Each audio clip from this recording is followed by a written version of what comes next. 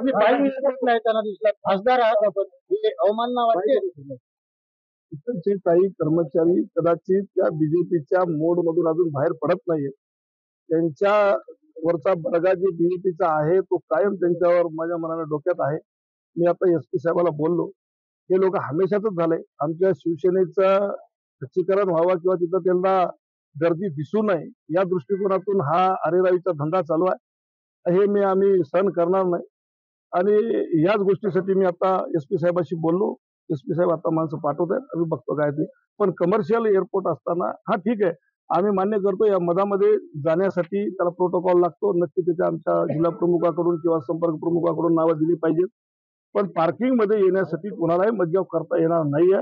पण अशा प्रकारचा मज्जाव हे सगळ्याला करत असल्यामुळे माझी सुद्धा मी गाडी बाहेरच थांबून माझी गाडी एक गाडी मी इथं संजय राऊत साहेबाला आणण्यासाठी मी रिसिव्ह करण्यासाठी पाठवली होती.